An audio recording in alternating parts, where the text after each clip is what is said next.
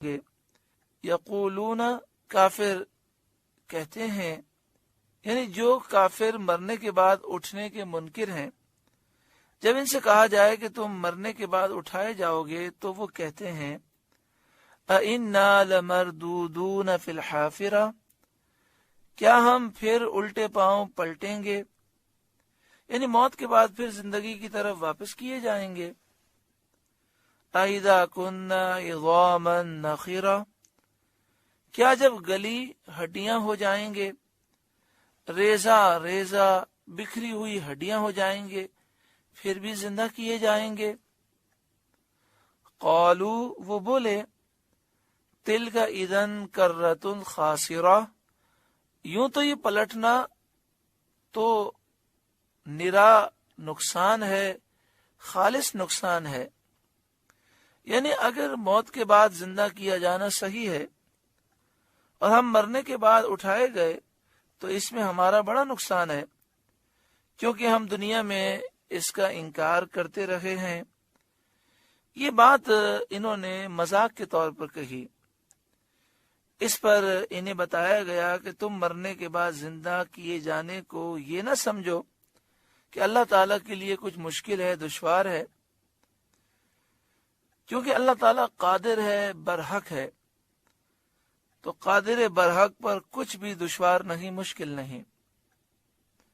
فَإِنَّمَا هِيَ زَجْرَةٌ وَاحِدَةٌ، تو وہ نہیں مگر ایک جھڑکی، یعنی دوسری سور ایک آواز ہے، ایک جھڑک ہے جس سے سب جمع کر لیے جائیں گے، اور جب دوسری سور پھونکی جائے گی فَإِذَا هُمْ بِالسَّاهِرَةِ، جبھی وہ کھلے میدان میں آ پڑے ہوں گے، یعنی اپنی قبروں سے نکل کر زندہ ہو کر میدان محشر میں وہ آ پڑے ہوں گے۔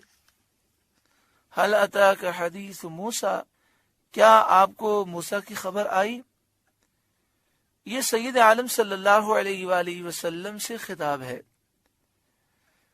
جب قوم نے آپ کو جھٹلا دیا تو قوم کا یہ تکذیب کرنا آپ کو شاق اور ناگوار گزرا، اس سے آپ کو تکلیف ہوئی، آپ غمگین ہوئے، تو اللہ تعالیٰ نے آپ کی تسکین کے لیے حضرت موسیٰ علیہ السلام کا ذکر فرمایا، جنہوں نے اپنی قوم سے بہت تکلیفیں پائی تھیں۔ مراد یہ کہ انبیاء کو یہ باتیں پیش آتی رہتی ہیں، اے محبوب آپ اس سے غمگین نہ ہوں۔ اذ ناداہ ربہ بالواد المقدس طویٰ، جب موسیٰ کو ان کے رب نے پاک جنگل طویٰ میں ندا فرمائی، جو ملک شام میں کوہ طور کے قریب ہے۔ طویٰ ایک پاک جنگل ہے، ایک پاک وادی ہے جو کوہ طور کے آس پاس ہے ملک شام میں، جہاں حضرت موسیٰ علیہ السلام پر وحی نازل ہوئی۔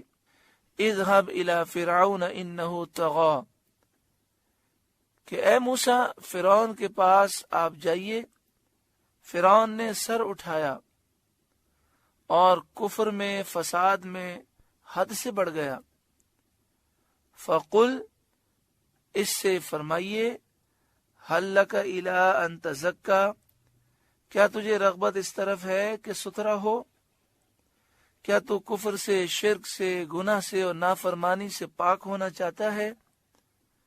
وَأَهْدِيَكَ إِلَىٰ رَبِّكَ فَتَخْشَىٰ، اور تجھے تیرے رب کی طرف راہ بتاؤں کہ تو ڈرے، اس کی ذات اور صفات کی معرفت کی طرف میں تجھے راستہ بتاتا ہوں تاکہ تجھے خوف پیدا ہو اور تو اللہ کے عذاب سے ڈر۔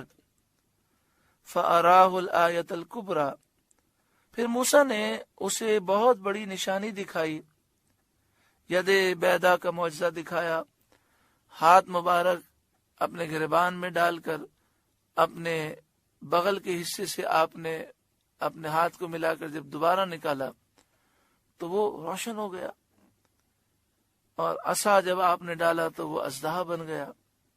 فَكَذَّبَ وَعَصَىٰ، اس پر اس نے جھٹلایا اور نافرمانی کی، حضرت موسیٰ علیہ السلام کو جھٹلایا۔ ثم ادبر یسعی، پھر پیٹ دی، اپنی کوشش میں لگا، یعنی ایمان سے منہ پھیر لیا اور فساد کرنے کے لیے منصوبے بنانے لگا۔ فحشر فنادا، تو لوگوں کو جمع کیا، پھر پکارا، ہزاروں جادوگروں کو جمع کیا، اپنے لشکروں کو جمع کیا۔ ایک روایت یہ ہے کہ اس نے 80,000 جادوگر حضرت موسیٰ علیہ السلام کے مقابلے میں جمع کیے۔ فقال انا ربکم الاعلی، پھر بولا میں تمہارا سب سے اونچا رب ہوں، یعنی میرے اوپر اور کوئی رب نہیں۔ فاخذہ اللہ نکال الآخرۃ والأولی، تو اللہ نے اسے دنیا اور آخرت دونوں کے عذاب میں پکڑا، دنیا میں غرق کیا اور آخرت میں جہنم میں اللہ اسے داخل فرمائے گا۔ ان فی ذلک لعبرۃ لمن یخشی، بے شک اس میں سیکھ ملتا ہے اسے جو ڈرے، بے شک اس میں عبرت ہے اس شخص کے لیے جو اللہ سے ڈرے۔ سورہ نازعات کا پہلا رکوع مکمل ہوا۔ اللہ تعالیٰ اس کے نور سے ہمارے قلوب کو روشن منور